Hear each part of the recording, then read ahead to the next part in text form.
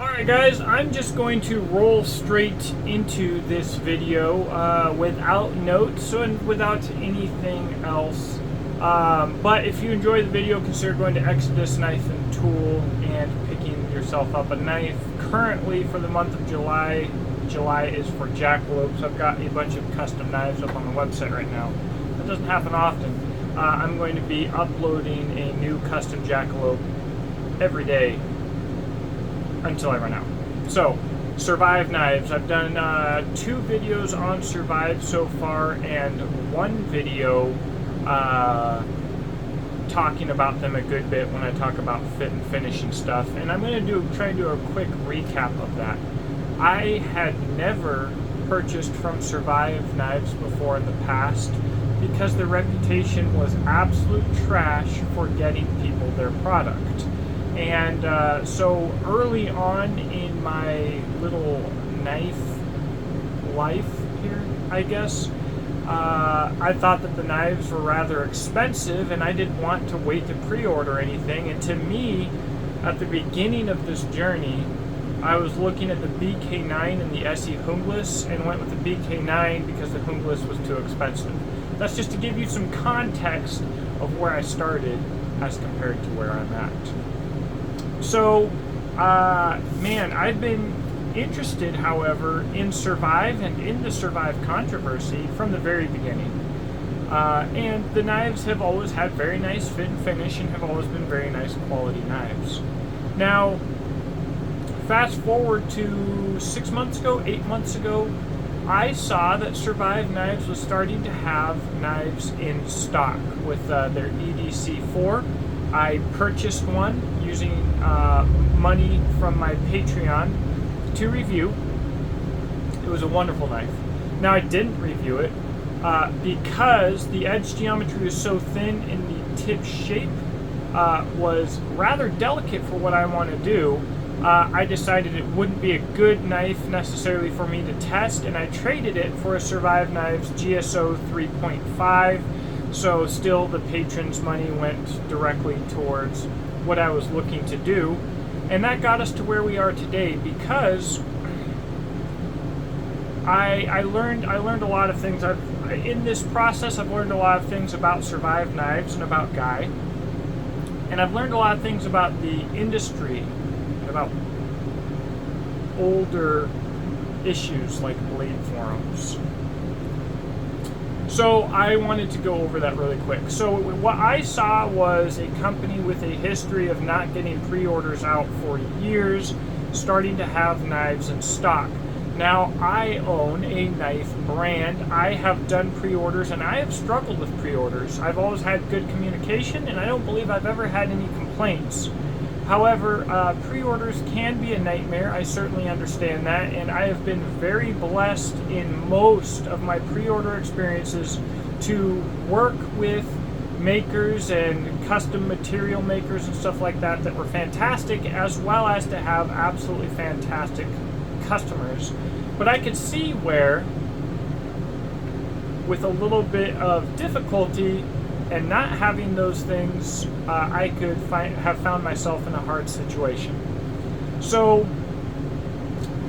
I also simultaneously saw some progress, but I'll get to that in a moment.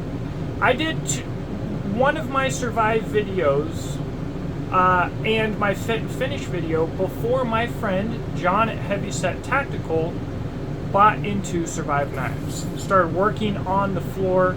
And I know for a fact John got hundreds, if not 1,000 or more, pre-order knives out to customers. And I know that not only because he told me and he showed me, but also because on the Facebook groups I saw people posting, I finally got my knife.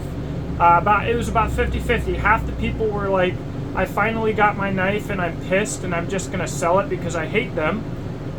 Which there is reason for that, and about the other half were like, I finally got my knife and I think that it's worth it. But I was seeing it, so I saw it firsthand. The fact that Survive Knives needed to make new knives to make enough money to be able to afford to make old knives was self-explanatory. So there were a lot of people all over the place where talking about that revelation was like blowing their minds. It's obvious, right? The money's gone. The money from 5 to 8 years ago that you gave them to make a knife, that money is gone.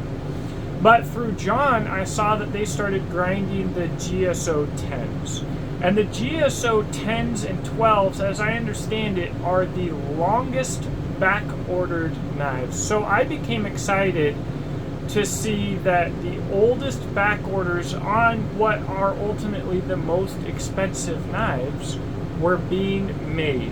And this is part of how I learned a bit about the industry, because I was able to be in direct contact with the owner of Niagara Specialty Metals, direct contact with Crucible, and direct contact with someone on the floor at Survive, and I am still able to see it all happen publicly.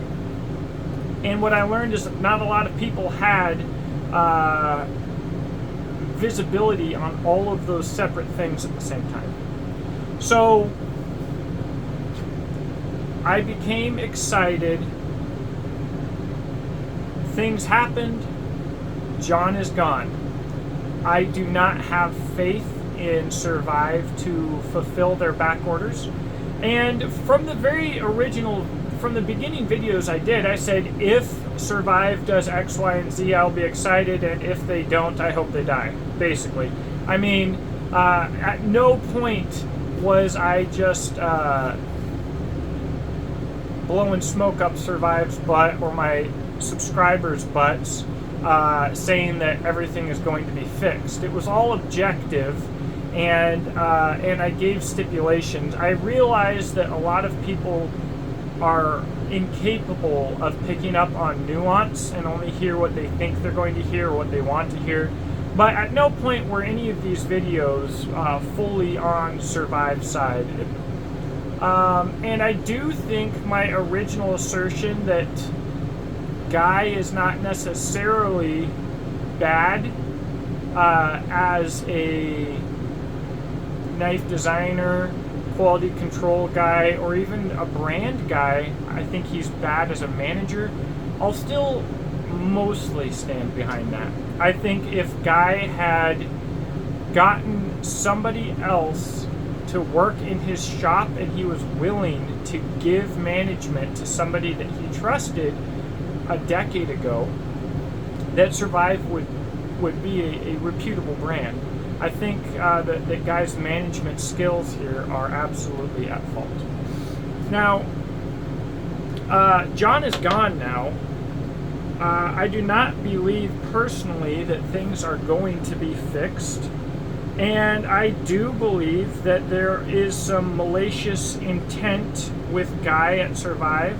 I believe personally that he saw the writing on the wall, and he is currently in the process of working an evacuation plan in which he can get out of Survive Knives and not ruin his personal life.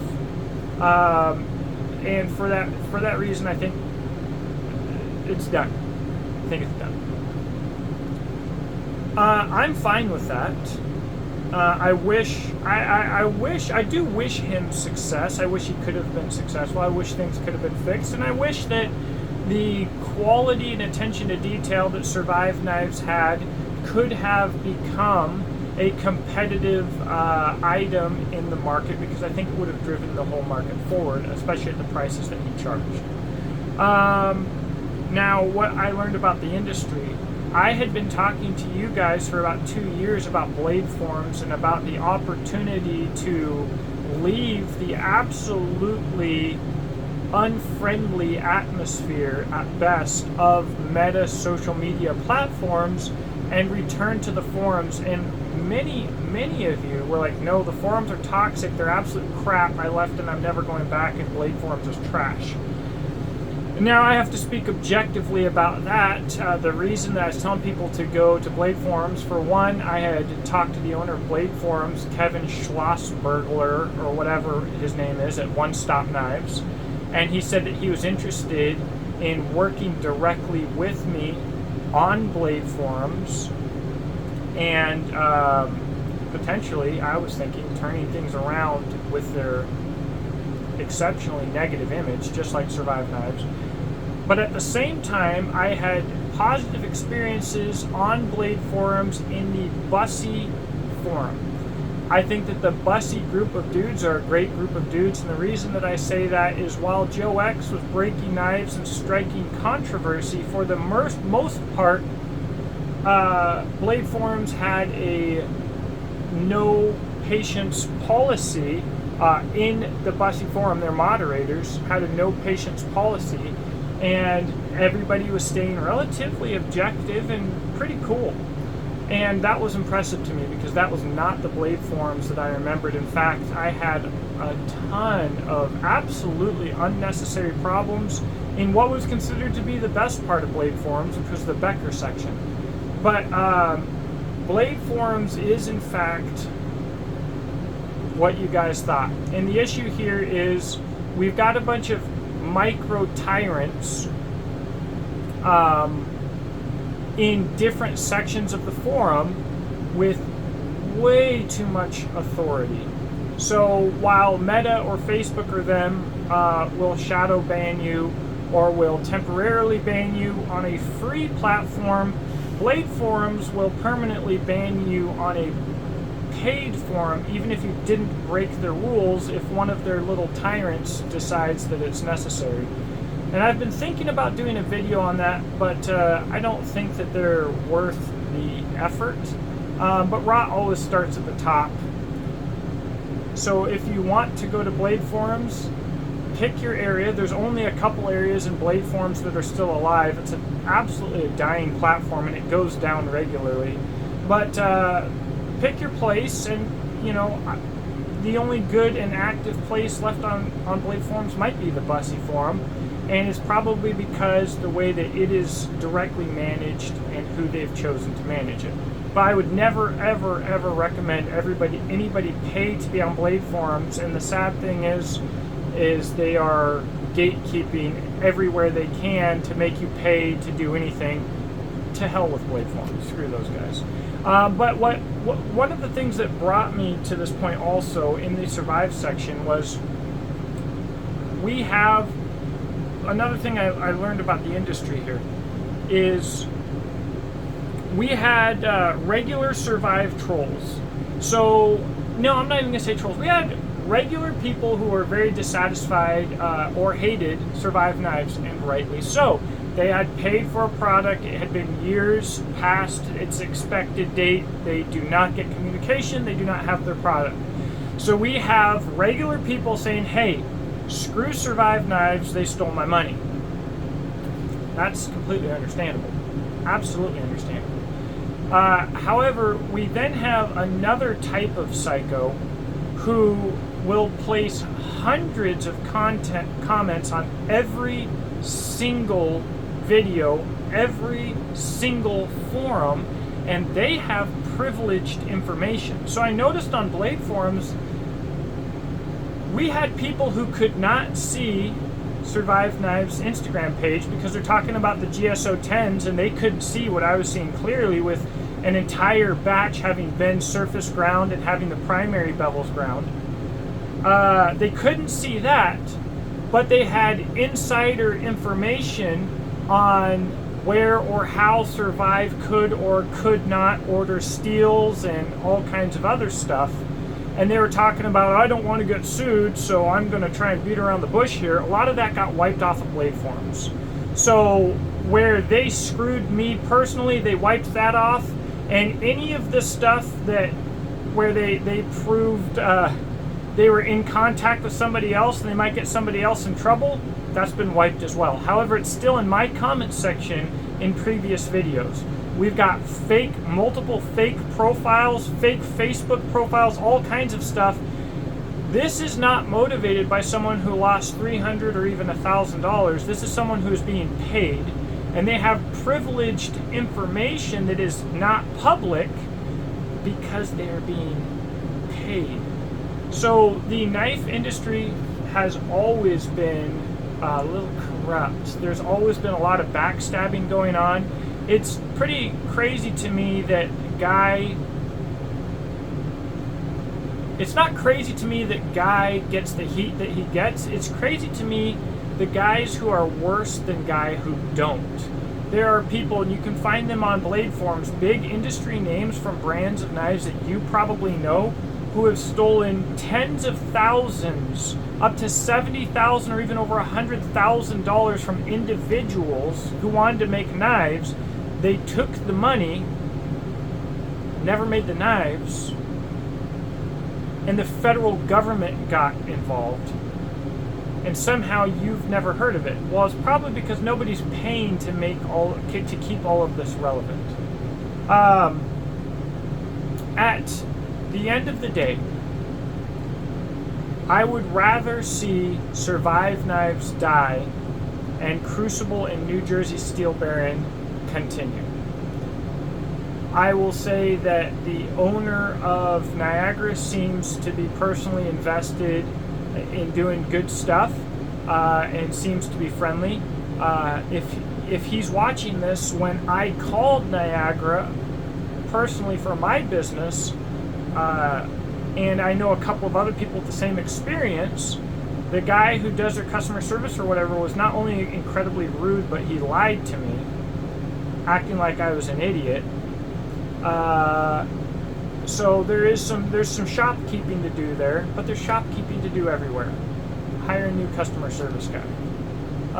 That's really bad for brand image. But overall, Niagara, I believe, is putting out a good product from Crucible. Crucible's putting out a good product. The industry can go forward with Crucible products as finished out by Niagara or whatever the case may be. And I think we are going to a good place, and I think we can certainly go to that place without Survive Knives and without Guy. The whole thing is unfortunate. I think that's the moral of the story. I think that Guy's pride got in the way of his own brand because he couldn't get someone else to manage, because he couldn't have anybody else calling the shots, but he himself is incapable. And I think that he potentially damaged Niagara. I think Niagara needs a better customer service guy, and the whole thing kind of sucks. And there are often problems, like with MagnaCut, at the front end of a new steel, and I think that's what we were seeing. I think those problems have been resolved, and I think we're good now. So I guess we go forward from here. I probably won't review any Survive Knives until Survive goes out of business. Might not have to wait too long. Who knows? Maybe you will. I don't know. What a shame. All around, what a shame. I guess I just, wish people in the industry were all honest and just here to do good work and to be decent people and run a good business. And, in business, it is cheaper to attack your competition than it is to improve your product and beat your competition. And that's the route that a lot of people are going to go. So that's all I got. Hope you have a blessed day. I'll talk to you in the comment section below.